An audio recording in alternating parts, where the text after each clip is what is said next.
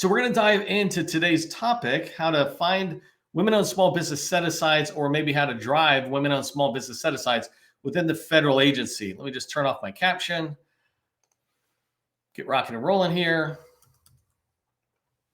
So I just mentioned taking responsibility, right? And going into today's training about how to find women-owned small business set-asides in the federal market, the first thing is just think from the position of taking responsibility. How can I make more small business set-asides happen for women-owned small businesses? I'm going to tell you exactly how you can do that and how I've done it for other small businesses. And what I want you to consider is, if you wait or look for women-owned small business set-asides in agencies or in SAM, whatever, you're just waiting for the crumbs that somebody decides to throw to us as women-owned small businesses, HubZone, whatever, right? We're just waiting to see what they throw to that set-aside. Compared to if you take responsibility, you have the control to drive what opportunities actually get set aside to women-owned small businesses. And I want to empower you today with some guidance on how you can take control, what you can do with that control to make things happen. One thing to keep in mind as we move forward, it's not going to be one company that's driving women-owned small businesses. You are not going to be able to do this alone. Today's tip is going to talk to you about, make sure you have people around you who are helping drive this goal of yours of having more women-owned small business set-asides, more set-aside contracts within the federal market. Back in 2018, when I started the HubZone Chamber, which now we call the GovCon Chamber, but originally our name was the HubZone Chamber of Commerce, because the HubZone program is just horrible performance. And we did exactly what I'm about to teach you here. And by doing this, in a year, we were able to drive $3 billion more to HubZone small businesses as set-aside dollars, right? I mean, specific set-aside dollars, including one of my favorite showcase ones was a $200 million opportunity that we helped push literally within a single day, within a 24-hour period. We were able to help push it towards HubZone set-aside. And it wasn't because of some, great magical thing I did. It was because of the things I'm going to teach you. I taught this to HubZone businesses and they did it. They took responsibility for their success and they gained control. And women-owned small businesses can follow this exact same process to lead to more women-owned small business set-asides.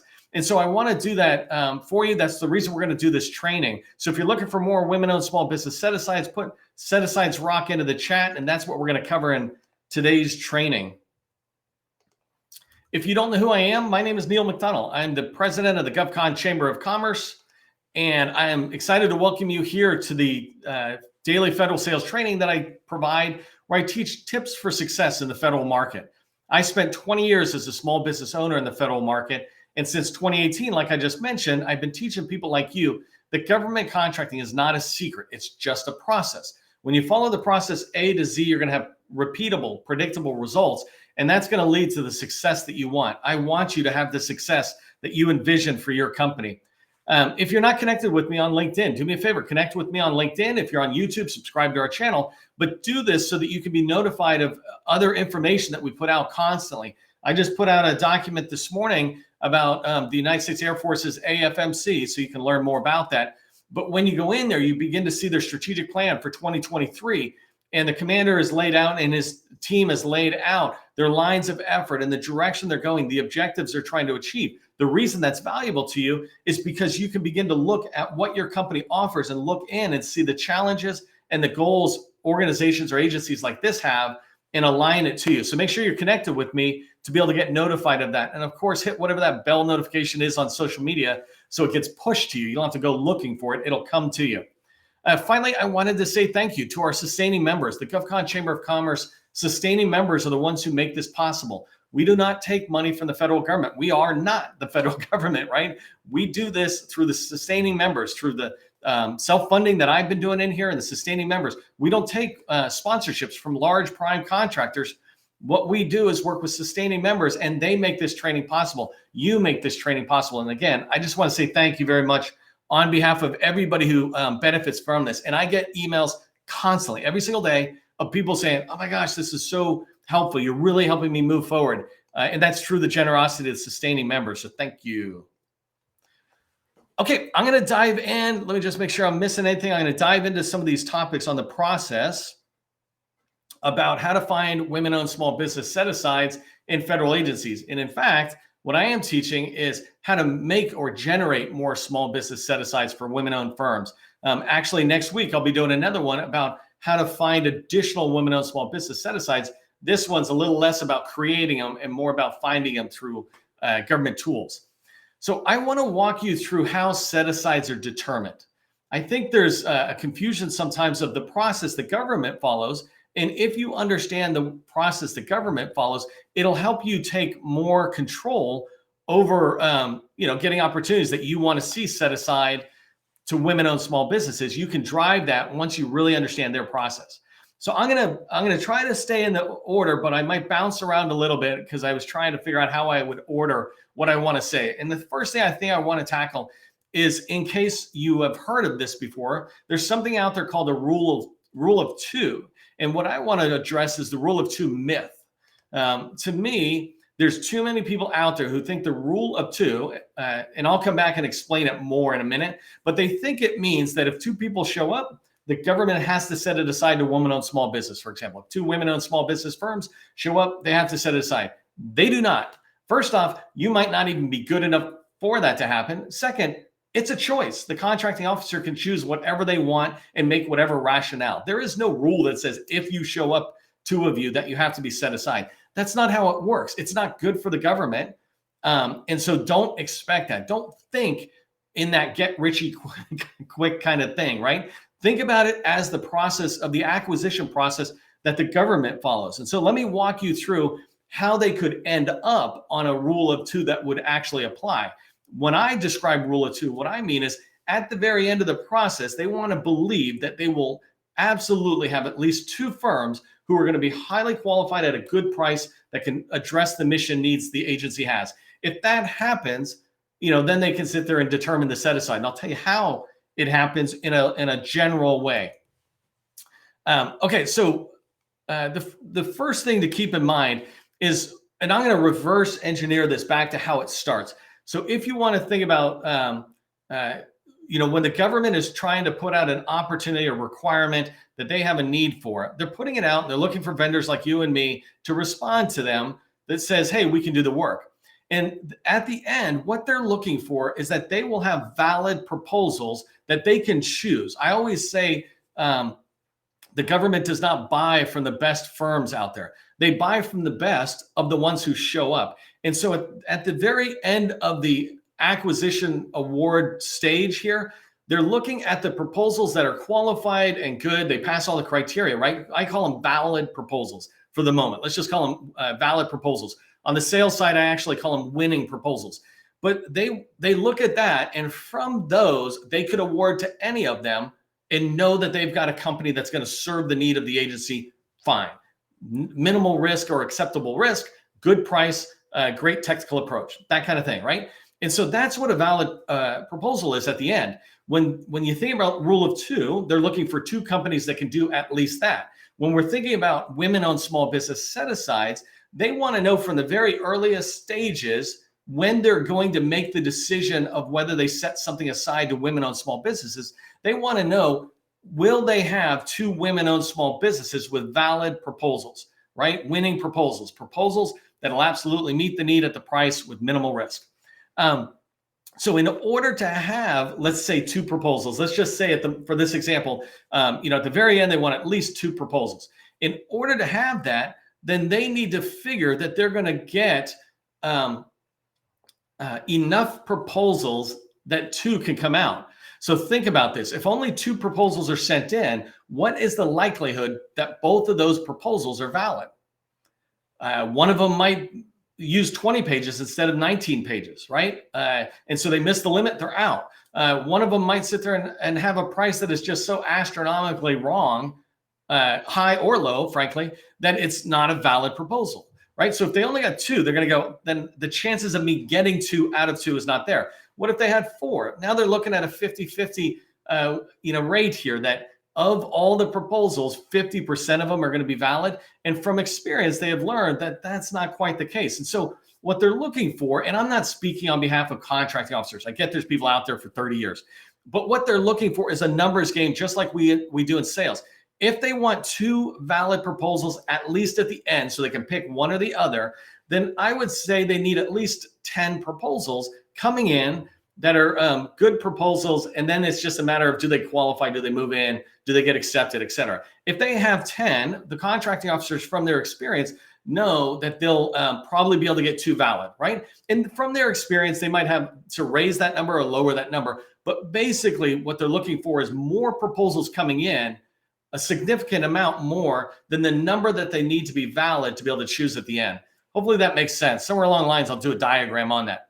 And the reason I'm saying that is, you back up, their concern is, as it relates to women-owned small businesses, will I get enough women-owned small business proposals when I release an RFP? If I put an RFP on SAM and I set it aside to women-owned small businesses, will I get at least 10 responses from women-owned small businesses in order for me to know I'll be able to get at least 2 valid proposals at the end, 2 that I could award to either one of them, right? And so that's their concern, is, will I get enough proposals? Because if I don't, and then I can't award to anybody, I got to start the whole process over again, right? You think about it from their concerns as well. And especially when you're trying to figure out how to get them to set it aside to your designation to women-owned small business, they need to know at least enough women-owned small businesses will show up and respond to the RFP so that they can award a contract to valid proposal writers or companies, right? Okay, so now back it up to where the set aside actually gets decided. The whole point of a sources sought is the government is reaching out saying, we're looking for sources. We have this requirement, this need. Are there any sources out there that can do what we do? Sometimes they put a sources sought, or they also sometimes call it an RFI, they mix them up. But sources sought out there, and they might actually say, hey, we're looking for women-owned small businesses. Or, hey, we're looking for any small businesses to see if they can do it, right? The idea is they can't set a contract aside to full and open if they haven't first seen if a small business can do it. And if you take that down tighter to the women-owned small businesses, right, they want to try to find women-owned small businesses who can respond. And the reason I'm telling you this is, if they need 10 proposals, they need to figure that they're going to get 10 proposals to an RFP that they drop. Then when they do the sources sought, they're actually looking for even more women-owned small businesses to respond. If 10 women-owned small businesses respond to the sources sought and say, we're going to respond to the RFP, then the concern that the government might have is that, well, not all 10 of you are going to write to the RFP when it drops out. I've been doing this long enough. I know you're not going to all write to it. Well, so now that proposal response number is lower than they want. They want 10 responses to the proposal or to the RFP. And so they're looking for a higher number in the sources sought. And this is where I get into talking about my recommendations for number. Don't try to play the rule of 2 with 2 of you showing up. Don't even think about like 10. Think 20. And this is going to go in a minute to my recommendation on how to actually move this forward. But if they're looking for 10 valid proposals, then it's pretty fair that what they're looking for is 20, around 20, maybe even way more, but at least 20 RFP or RFI responses, sources sought responses. If they get 20 responses from women-owned small businesses that say, we can do this work, then the contracting officer has a very legitimate, they don't have to do anything, right? Their job is to do the best for the government, but they have a very legitimate belief and trust that if they set it aside to women-owned small businesses, that they would get enough proposals, and then they would get enough valid proposals that they could, choose from one of those valid proposals to award a contract to. And so this is really important, that as you're thinking about how set-asides are determined, it happens in this increment, but it begins with sources sought. In fact, I'm going to tell you in a second how you can begin it even earlier, but think about the sources sought. You need to respond, and enough of the small business, women-owned small businesses need to respond to an opportunity in order for it to be set aside. One of the problems I had in the HubZone chamber early on, I noticed with the businesses, is that they would just respond individually. And so they would say, hey, I got together and there was 2 or 3 of us who responded. That was fine. But at the same time, there was 20 service disabled veteran-owned businesses responding. And so then the opportunity would be set aside to service disabled. And they're like, well, there was 2 or 3 of us. Yes, but that's not what the contracting officer needs. And so understanding what they need. The last thing I would just want to say as it relates to how set-asides are determined is make sure you're showing up and demonstrating that you're an interested vendor, right? I mentioned this in yesterday's training that there's 9,000 women-owned small businesses registered in SBA, listed in DSBS. So theoretically, that many women-owned certified small businesses. But in HHS, which has the biggest agency supplier portal, a place where you go and say you're interested in working with them, like 30% of those firms are registered with HHS. They're not listed in there. So they're not showing up saying, hey, I'm interested. And the reason I'm saying this is you want to show up to the agencies of your choice and let them know you're interested in working with them just by, registering in their supplier portal, getting a capability statement in there, having a meeting or two with the small business professional, maybe even a contracting officer that just says, hey, I'm very interested in working with your agency. I'm doing my homework, doing my research. When I see opportunities I can serve, I'm going to show up. I'm going to be there. If you let them know that you're an interested vendor, then you're on their radar. And then when you're responding to the sources sought, you're really on the radar. And if enough of you do it related to one opportunity, you're able to drive an opportunity to a set aside. So that was a lot about how it's determined. I think it's really important to pay attention to that. And I want to quickly move in to the first thing that I think you should do in order to be able to build or get more women-owned small business set-asides. And so the first thing that I recommend you do, and this tends to be for companies who are making money, by the way. If you're brand new, you should be looking for, let's say, women-owned small businesses or other small businesses to work under. But I'm talking about firms that have a solid niche, you have a solid understanding of your offering, right? And the other thing is you have past performance in the federal government. Because when you have these, then you can really drive women-owned small business set-asides, right? And so it's a higher level, gives you more control. But the thing I want you to do is to build a group of women-owned small business competitors, sometimes teammates, other times, right? We call them competimates. I want you to build this group. Take the time to go out and find other women-owned small businesses who are in your area. If you're in cybersecurity, find others who are in cybersecurity. They're going to go after the opportunity anyways. You might well come together and support each other. Sometimes we're working together. Sometimes we're competing. It's totally cool. That's what the largest do. They work against each other sometimes, and they work with each other sometimes. But you want to find this group and begin to bring them in. Bring them in one or two at a time. And you're trying to get to a group of women-owned small business competimates that's 20. Schedule a 30-minute meeting once a week, 15-minute meeting once a week, just to find out who's serious, right? Anybody that doesn't show up to the meeting, kick them out of your group. Doesn't mean you won't work with them later, but they're not serious about being part of your group and driving set-asides. And then teach them what I'm teaching you now, and I'm going to teach you in a second on how to drive set-asides. But you come together as a group, you start creating this group of companies, 20 women-owned small businesses, that when an opportunity comes down that fits your group's niche, you individually respond. You're not working together to collude or any of the stuff. You're just making sure everybody in the group knows that this RFI is dropped and that this group, because we're all basically in the same space, construction or IT, cybersecurity, whatever it is, we're all in the same space in our group. So let's let the whole group know about the RFI and all of us respond. So let me move it into the response, like how you would respond. By the way, put in competimates into the chat. Competimates, COMPETIMATES, competimates. Let me know that you understand the value of sometimes working with others and sometimes competing with them. That's totally fine. That's how larges get large, and that's how smalls will get large. Okay, I'm driving fast, and I know I am because I really want to make sure I get the part I prepared into today's training session for you. And you can always come back if you want to ping me on LinkedIn. If you're at that stage I was saying, ping me on LinkedIn if you got clarity. But the next thing I want to talk to you about, actually, water break.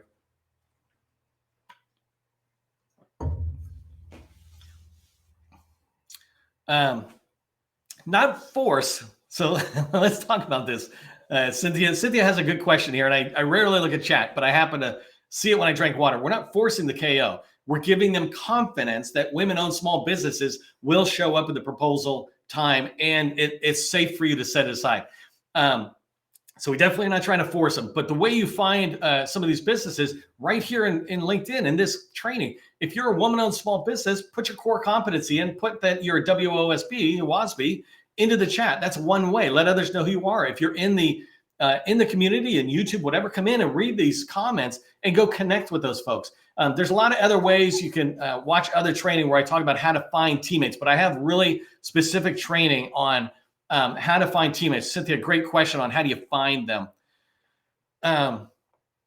Okay, so let's talk about what to do. You built a team of 20 women-owned small businesses, right? And you decide what number that is, but I like the number 20. So you've got this group, and you're going to be facilitating. You're not in charge. You're just facilitating. Hey, I'll schedule the meeting. It's every week. The only commitment I ask from you is that you show up to the weekly meeting. Everything else is a secondary commitment, but if you don't show up, you're not serious about working with us, which is totally cool. Sometimes it's not right for you, but I only want people in my group, right? My Competimate group here of women-owned small businesses who are going to show up every week to start looking at opportunities and driving them to set asides. So the first thing is I talk about this in another training. You can go look at it, but you want to have regular set aside calls. And what I mean by a set aside call, and this is separate from your weekly call, unless you want to weave it in, but a set aside call is you take an opportunity that you think would fit for the group. So let's say cybersecurity, it comes out, there's a cybersecurity opportunity. So you set a call and you say, hey, we're going to talk about this really quick. And in that call, you quickly just go over the task areas. Anybody have high level questions? This is not a time where people are sharing capture information. That's not what it's about. You are not a team. You're a Competimate group. You're just trying to have a little clarity. Did anybody see any reason this can't be set aside to women-owned small business? For example, looking in and go, oh, there's a J&A that says this is only going to 8A firms. Like, okay, let's throw it out, move on to the next one. But a set aside call is looking at an opportunity that anybody in the group thinks is a good fit for the group, and not together working on it, but all 20 of us could separately write proposals or RFI responses to. So we want to look at that and talk about the scope, the task areas. The second main thing that you want to do when you come into a set-aside call is you want to make sure you're able to identify a related small business professional, and if you're lucky, an SBA PCR, Procurement Center Representative. Both of these people have a level of responsibility of driving opportunities to small when it should go to small, and perhaps will help you as it relates to driving it to women-owned small businesses. And the reason I say this is because when you respond, you're going to copy these people in the email. You're going to reach out to the contracting officer, or respond to the source of sought, say, so happy to respond, blah, blah, blah. And I'll talk about that in a second. And in the CC, you're going to copy the small business specialist related to that opportunity and the SBA PCR related to that agency.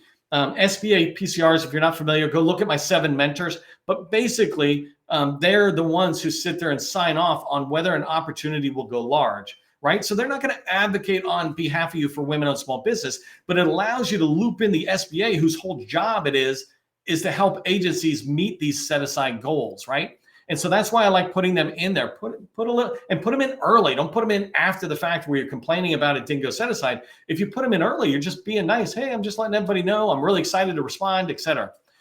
So then I want you to respond. So you have this set aside call. Everybody says, yeah, this looks awesome. I'm responding. And you can look around the group and say, is everybody responding, or do we have a good amount of people responding? And if we do, everybody goes off on their own and responds with an RFI. You're not writing RFIs together. So everybody goes off on their own, writes RFI responses to the government.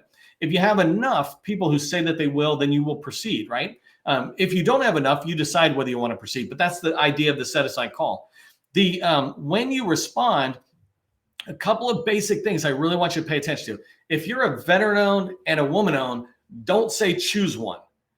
When you do this, you're doing a woman-owned small business set-aside, so only use language, and I have language that I've shared before on training. Use specific language that says, I'm requesting that you set this aside to women-owned small businesses. We're a woman-owned small business firm, and we can absolutely do this. Leave off your SDVO tag if you have that, or other tags. If you're trying to set it aside to one thing, don't give them a choice, right? If that makes sense.